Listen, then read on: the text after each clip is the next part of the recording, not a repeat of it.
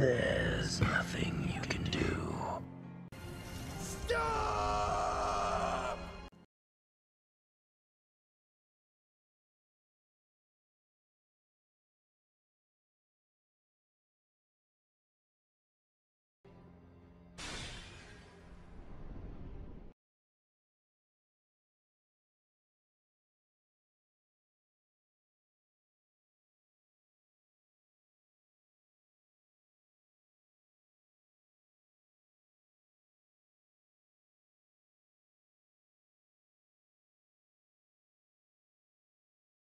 Bon, oui, on sait que c'est vu et revu et que globalement, on s'accorde pour dire que le chef actuel de la famille Kuchiki aurait dû rendre l'âme lors de la guerre millénaire sanglante face à Aznoth. Mais l'histoire en a décidé autrement. C'est une évidence pour certains, une incertitude pour d'autres. En tout cas, je vais vous dire pourquoi, selon moi, Byakuya Kuchiki aurait dû rendre l'âme à la guerre Quincy.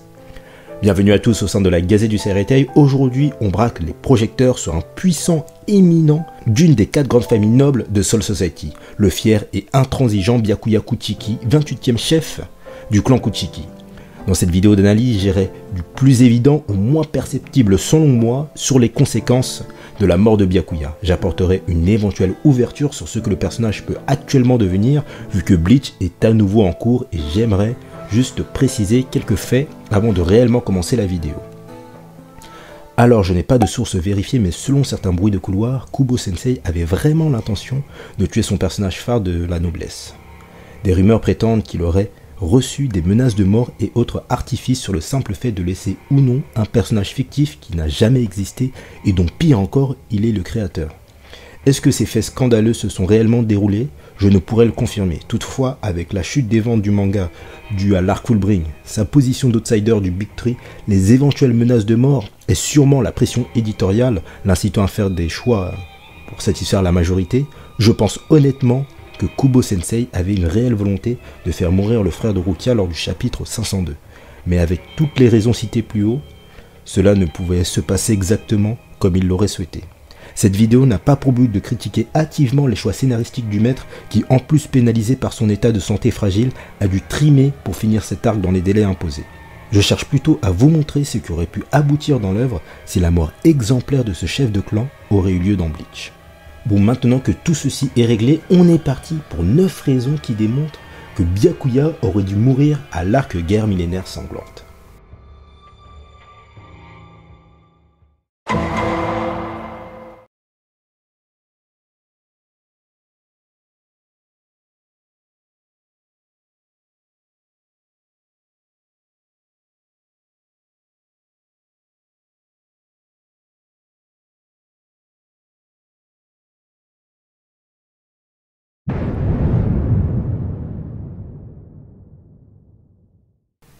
Chapitre 512, The Stand Ablaze. L'émotion, les frissons à la relecture de cette scène, un Gotei 13 vaincu, humilié, le capitaine général défait par les plus grands ennemis des Shinigami, les Quincy.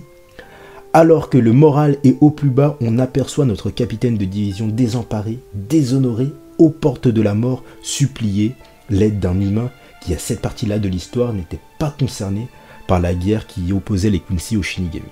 Cette scène me fait beaucoup moins d'effet maintenant en sachant que le chef Kuchiki est toujours présent.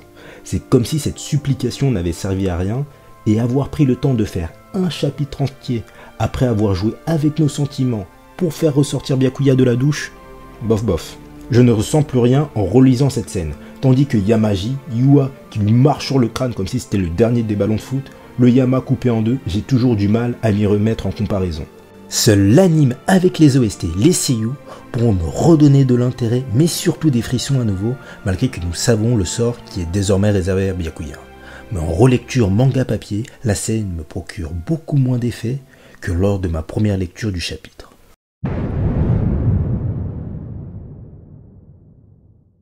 Oui, le combat est sublime. Rukia qui déclenche son Mankai, les transformations de Note. Visuellement, psychologiquement, il n'y a aucun défaut. Mais ce passage où Rukia dévoile l'étendue de ses capacités face au Stern peut être encore meilleur. Comment ? En faisant mourir son grand frère. Cela aurait donné plus de légitimité au combat de Rukia. Là, elle n'aurait vraiment pas eu le choix de perdre. Ça aurait été l'honneur de son clan, de sa famille, mais surtout de son frère qui aurait été en jeu. La scène où Byakuya aide sa sœur pour contrôler son Bankai aurait pu se faire par télépathie. Un Bankai frère-sœur qui serait encore plus rentré dans les annales. Là, tu vas me faire croire qu'on bloque 2 Shinigami post-entraînement Division 0 pour un ennemi qui ne vole plus de Bankai et qui n'est même pas parmi les Stern Ritters les plus puissants. Non, Byakuya est en surplus dans cette scène, il y a Ikkaku qui va se faire charcuter par un Hitsugaya zombie, donc ça aurait été peut-être plus judicieux de l'envoyer là-bas. Moi je dis ça, je dis rien.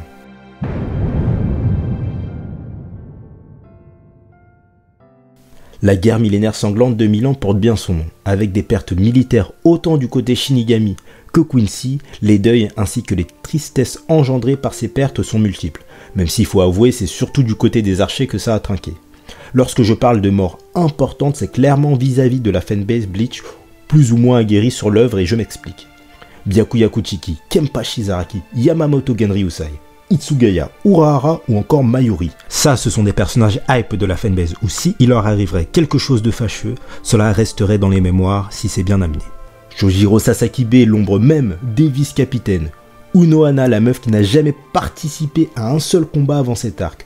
Ukitake, le mec gentil qui s'est fait poutrer salement par Wonder Wise et pareil, n'a jamais eu aucun combat sérieux de tout le manga. Si je dis ces 3 noms à quelqu'un qui a vu Bleach mais de loin, qui n'est pas aussi assidu, investi que nous les vrais fans, ces noms-là ne vont rien lui évoquer. Alors que Byakuya, c'est le frère de Rukia, le tout premier capitaine que l'on voit à l'action. Donc bon, Kubo Sensei a certes sacrifié des personnages, mais selon moi, les moins éminents de son univers, hormis peut-être Yamamoto.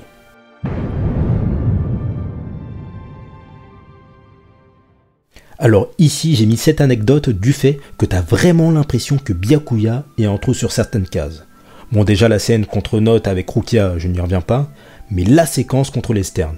Donc oui, c'est cool, il en allume 5 d'un coup en off-screen, donc oui, il est trop fort, mais moi je vois là, encore une fois, un personnage hype voler la vedette à des personnages défavorisés. Je vous rappelle que Bankai exclu, ceci est la seule case où l'on verra Rose effectuer un quelconque mouvement de l'arc Quincy. Fantastique. Je ne parle pas de scan entier de combat, même des affrontements interposés où on aurait vu Kensei et Rose Zombie contre les Stern aurait été intéressant. Mais bon, on peut se frotter. Le pire restera sa participation face à Gérard. Comment on te vend Shiro et son Bankai ultime? L'explosion du Bankai de Kenpachi Zaraki. Et là, à côté, oui certes, t'as Byakuya qui est très fort et très polyvalent, mais on aurait vraiment dit un personnage de soutien ici, donc ça se voit qu'il n'était pas prévu dans l'opération initiale ici.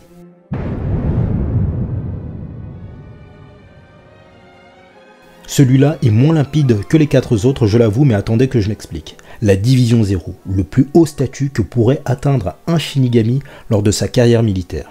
Bon, ils ont pris Rukia, Renji, il n'y a pas de galère, ce sont des membres éminents de la B-Team plus ultra proches de Ichigo, niveau scénario, il n'y a pas de souci. Byakuya, dans l'optique où il aurait pu, entre guillemets, être sauvé de par son statut de chef de clan, ça lui octroie sûrement un privilège pour intégrer le palais du Oden.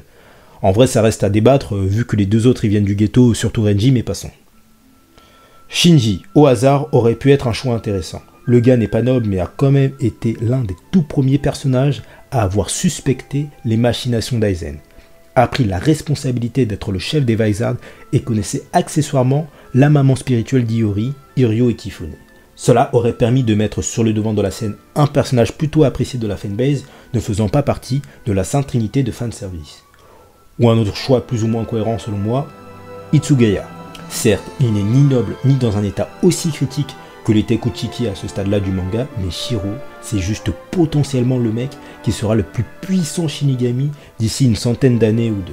C'est sûrement le Shinigami avec le plus de potentiel, le plus prometteur du Gotei, mais surtout, s'il se serait entraîné au Palais Royal avec la Division 0, la pilule de sa forme ultime serait tellement passée plus crème que ce fanservice pour ado prépubère de 12 ans. Tu ne vas pas me faire croire qu'en t'entraînant au kendo dans ton coin avec ce gros moustachu, t'as un niveau Division 0 2 jours après. Pas à moi, Kubo Sensei.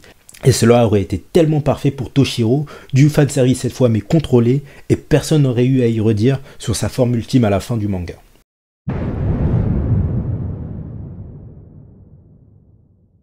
Ici, je vais surtout m'appuyer des romans pour expliquer mon raisonnement. Dans la trilogie Kenfernu Underworld, on observe que la mort d'un chef de clan peut avoir des répercussions énormes dans le cœur du système sociétal de Soul Society, encore plus s'il s'agit d'une des maisons fondatrices de Soul Society. Cela aurait pu être intéressant de voir de nouveaux membres du clan Kuchiki se quereller afin de prendre la tête de la branche principale du clan si ce n'est pas Rukia Kuchiki la légitime héritière. Cela aurait changé de peu le scénario de Kenfir là où la présence de Byakuya est exigée a priori. Mais des individus charismatiques, talentueux et impartials dans le clan Kuchiki, c'est sûr qu'il doit y en avoir d'autres en réserve.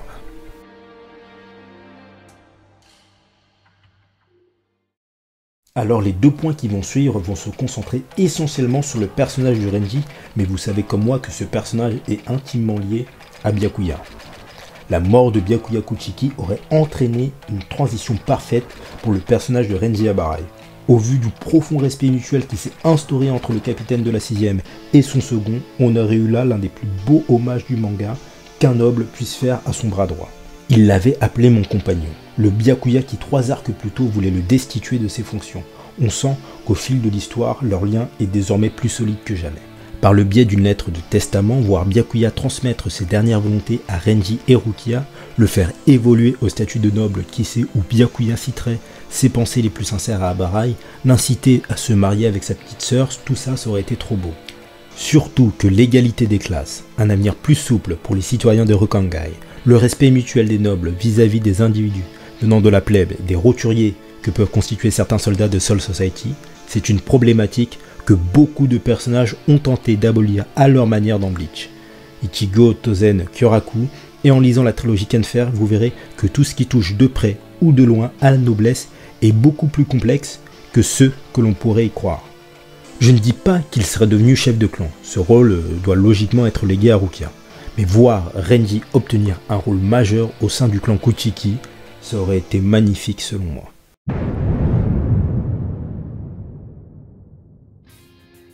Bon, ici, c'est le fait qui m'a le plus enragé de l'histoire. On voit un Renji clairement trop badass pour rester au stade de vice-capitaine, a réussi là où 2 capitaines ont échoué, a eu la volonté, la détermination d'affronter le personnage le plus puissant du manga, et non, il est encore vice-capitaine. Il se fait gifler de manière honteuse par un holo des enfers au design discutable, le personnage a été nerfé pour coïncider avec son statut de vice-capitaine au one-shot des enfers, c'est n'importe quoi. Ça se voit qu'il est bloqué ici. Il a donné sa vie pour la 6ème division. Cela ne peut être que celle-ci si un jour il doit passer capitaine. Et vu que Byakuya est toujours là, du coup, le perso est bloqué.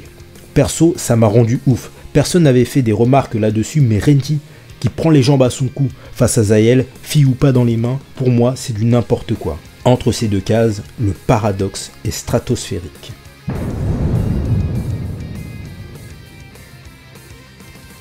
Celui-là, j'avoue, c'est un petit fantasme sur la hype du nouvel arc, mais j'aurais vraiment kiffé un Byakuya des enfers, qui par une psyché alternée et peut-être une nouvelle forme de nouveaux pouvoirs, se ligue contre le Gotei dans le but de conserver cachés des secrets du clan de la famille Kuchiki qui ont découlé de l'origine même de Soul Society et ainsi la création des 3 mondes. Si la 5ème famille est intimement liée aux enfers, alors le clan Kuchiki ainsi que les 3 autres clans ont sûrement d'autres mystères, d'autres informations vitales qui n'ont pas encore révélé et qui pourraient bouleverser le sort du monde. Ça aurait été un plaisir de voir les nobles vivants, Kyoraku, Rukia et Yushiro peut-être, se battre contre les nobles d'en dessous. Ukitake, Tokinada, Byakuya pour le coup, afin de révéler les secrets les plus démesurés de l'histoire de Kubo Sensei. Et voilà, c'est à peu près tout sur la mort éventuelle de Kuchiki Byakuya lors de l'arc Guerre millénaire sanglante. Êtes-vous d'accord avec ces 9 propositions concernant la mort de Byakuya Kuchiki? Laquelle vous semble la plus légitime, la plus fondée? Avez-vous des faits à rajouter à cette vidéo ou au contraire à y redire? Sur ce que pourrait devenir Byakuya sur la suite de la saga, je le verrais bien atteindre le statut de membre de la Division 0. D'un point de vue de ses capacités, il n'y a pas de souci. Et sur ce qu'il a apporté au sein de Soul Society, petit teasing sur une vidéo Shinigami potentiel Division 0, mais cela se tournerait autour de son Bankai si vous voulez un petit indice. Son statut de chef de noble, sa carrure, mais surtout le fait qu'il ait déjà pénétré le Oden favoriserait sa candidature au sein de cette unité royale.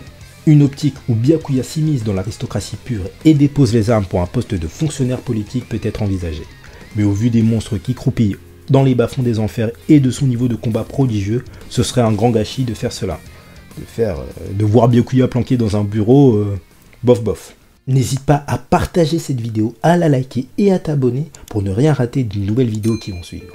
J'ai retracé l'histoire entière de Renji Abarai. La vidéo date un peu et j'avais mon ancien micro à l'époque, mais l'amour et la passion y sont, donc n'hésite pas à aller y jeter un coup d'œil. Suis-moi sur les réseaux sociaux Twitter, Instagram et TikTok si tu veux toujours plus de Bleach ou si tu veux tout simplement échanger de manga et d'anime avec moi. En espérant que vous ayez passé un bon moment et en vous remerciant d'être resté jusqu'au bout, c'est ici que je vous dis à la prochaine sur la Gazette. Sur ce, Tojite. Suzumushi.